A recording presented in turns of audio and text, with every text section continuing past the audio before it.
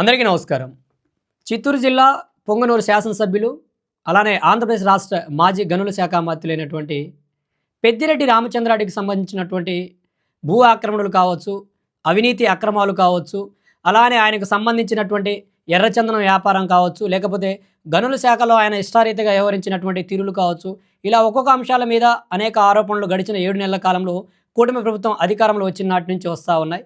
అయితే గడిచిన 4 రోజులుగా ఏదైతే ప్రధానంగా ఈనాడుకు సంబంధించినటువంటి ప్రధాన సంచికలో ప్రచురితమైనటువంటి న్యూస్ ఆర్టికల్ ఏదైతే ఉందో, పెద్దిరెడ్డి రామచంద్రారెడ్డి చిత్తూరు జిల్లాలోని పులిచెర్ల మండలంలోని మంగళంపేటలో ఏదైతే రిజర్వ్ ఫారెస్ట్లో ఉన్నటువంటి సుమారు 70 నుంచి 80 ఎకరాల అటవీ శాఖకు సంబంధించినటువంటి స్థలాన్ని ఆక్రమించి ఓ పెద్ద గెస్ట్ హౌస్ని ఏర్పాటు చేసి ఆ అటవీ క్షేత్రంలో మామిడి తోటను ఏర్పాటు చేసుకొని ఇష్టానురాజ్యంగా ఏదైతే ఈ యొక్క వ్యవసాయానికి సంబంధించినటువంటి నిధులను దారి మళ్లించి, మార్కెట్ యార్డుకు సంబంధించినటువంటి నిధులను దారి మళ్లించి తన వ్యవసాయ క్షేత్రానికి వెళ్ళడానికి ఓ తారు రోడ్డును కూడా నిర్మించుకున్నట్లు అందుకు సంబంధించినటువంటి ఆధారాలతో సహా గడిచిన 4 రోజులుగా ఈనాడు కథనంలో కావచ్చు, అలానే నిన్న ఏదైతే ఆంధ్రప్రదేశ్ ముఖ్యమంత్రి వర్యులు ఓ ప్రత్యేకమైనటువంటి సమావేశంలో భాగంగా విచారణకు ఆదేశించడం, చిత్తూరు జిల్లా కలెక్టర్ కావచ్చు, అలానే చిత్తూరు జిల్లాకు సంబంధించినటువంటి ఎస్పీ కావచ్చు, అలానే అనంతపురం ఫారెస్ట్ కన్జర్వేటర్లు కావచ్చు, ఓ ప్రత్యేక బృందాన్ని ఏర్పాటు చేసి ఈ అంశంలో పురాపరాలేంటి,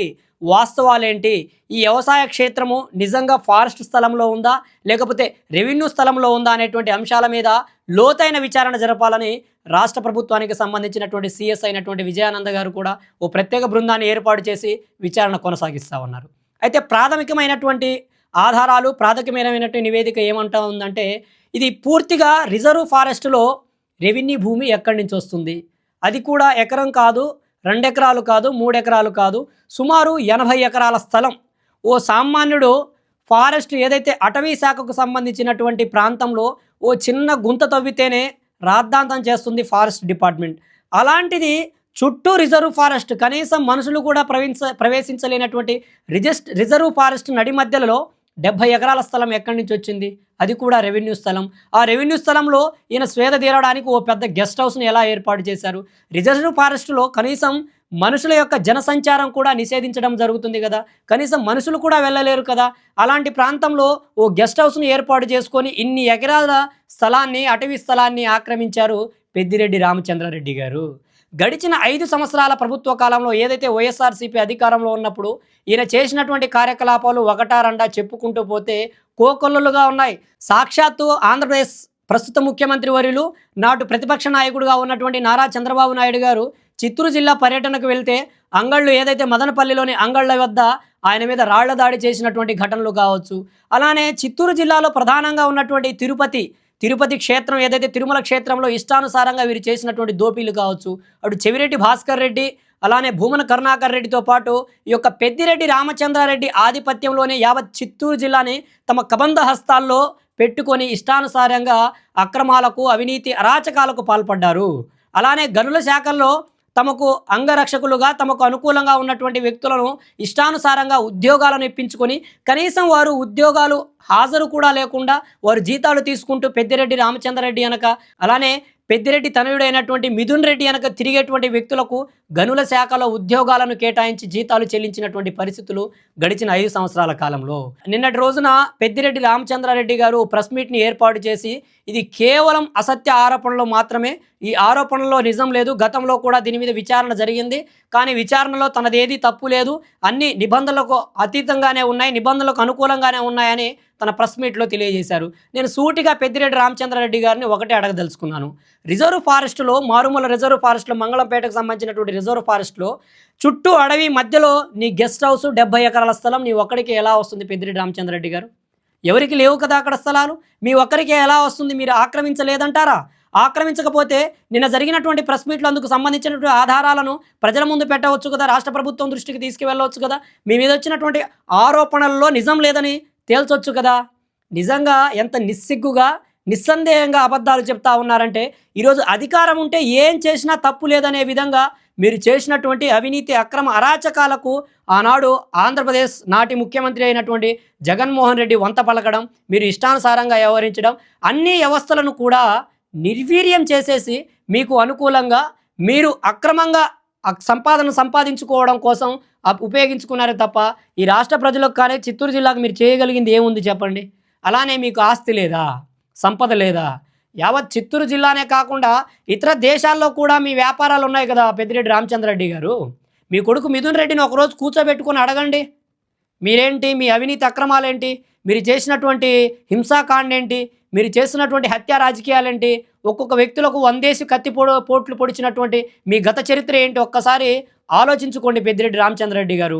కేవలం ప్రజాధనాన్ని కొల్లగొట్టి ప్రభుత్వ ఆస్తులను ఇష్టాసారంగా కబ్జా చేసుకుంటూ రెవెన్యూ స్థలాలని, మరొక స్థలాలని, ప్రభుత్వ మాన్యాలను, అటవీ మాన్యాలను మీ ఇష్టానుసారంగా మీ కబంధ హస్తాల్లో లాక్కొని ఇష్టానుసారంగా వ్యవహరిస్తే ఏదో ఒక రోజు వస్తుంది.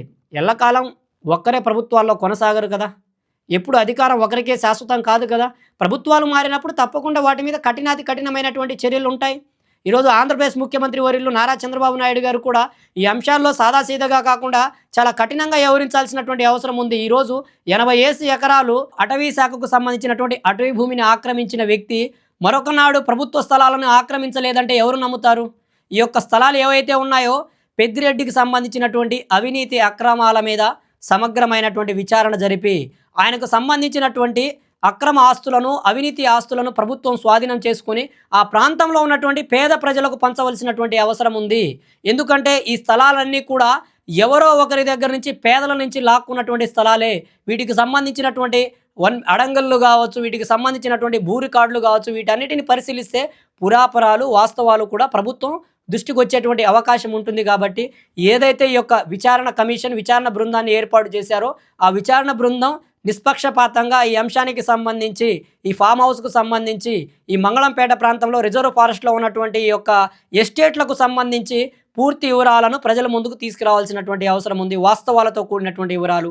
అలానే పెద్దిరెడ్డి రామచంద్రారెడ్డి గారు నిన్న ప్రెస్ మీట్లో మాట్లాడుతూ ఆ యొక్క వ్యవసాయ క్షేత్రంలో పనిచేసేటువంటి కూలీల కోసం మేము చిన్న భవనాన్ని ఏంటి సార్, కళ్ళు కనబడడం లేదా? 3 అంతస్తులను కట్టేసి ఏసీలను ఏర్పాటు చేసి అక్కడ ఒక విలాసవంతమైనటువంటి ప్యాలెస్లను కట్టి కూలీలను మీరు ఏసీల్లో పడుకోబెడుతున్నారా? కూలీలకు 3 అంతస్తుల ప్యాలెస్లను ఏర్పాటు చేస్తున్నారా? చెప్పడానికైనా సిగ్గుండాలి సార్. నమ్మేటువంటి ప్రజలు ఎర్రి గొర్రెలు అనుకుంటున్నారా ఆంధ్రప్రదేశ్ ప్రజలు? జగన్మోహన్ రెడ్డి లాగా ఏ అంటే ఏ, బి అంటే బి అనే విధంగా ఈరోజు రాష్ట్ర ప్రజలు లేరు సార్. అప్డేట్ అయ్యారు. అన్ని అంశాల్లో కూడా వారు కూడా వారి స్థాయిలో విచారణ జరుపుతూ ఉన్నారు. మంగళంపేట, అలానే నువ్వు అంటున్నటువంటి నీ వ్యవసాయ క్షేత్రం మరొక దేశంలో లేదు కదా. అనుకుంటే ఎంతసేపట్లో పోయి చూసి రావచ్చు సార్. ఇలాంటి అబద్ధాలు చెప్పడం, బూటకాలు చెప్పడం మానుకోండి.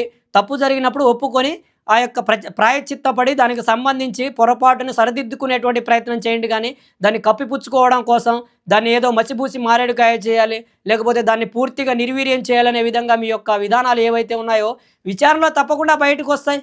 నిప్పు లేకుండా పొగ రాదు కదా. అందుకు సంబంధించినటువంటి ఏవో బలమైనటువంటి ఆధారాలు ఉన్నాయి కాబట్టి ఆరోపణలు వస్తాయి. కాబట్టి ఆరోపణలలో నిజాలు ఉన్నాయా, వాస్తవాలు ఉన్నాయా, అవాస్తవాలు ఉన్నాయా ప్రభుత్వం తెలుస్తుంది.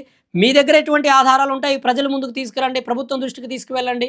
ఇది నా కష్టార్జితంతో నేను కష్టపడి సంపాదించుకున్నటువంటి వ్యవసాయ క్షేత్రం అని నిరూపించుకోండి. అంతేగాని ఏదో చిటికి మాటికి పనికిరానటువంటి ప్రెస్ మీట్లను ఏర్పాటు చేసి ప్రజలను మభ్యపెట్టాలి, మోసం చేయాలి, ప్రజలను మసిబూసి మారేడుకాయ చేయాలంటే ఈరోజు నమ్మేటువంటి పరిస్థితుల్లో ప్రజలు లేరు. కాబట్టి వాస్తవాలను మాట్లాడండి, వాస్తవాలను ప్రజల దృష్టికి తీసుకురండి.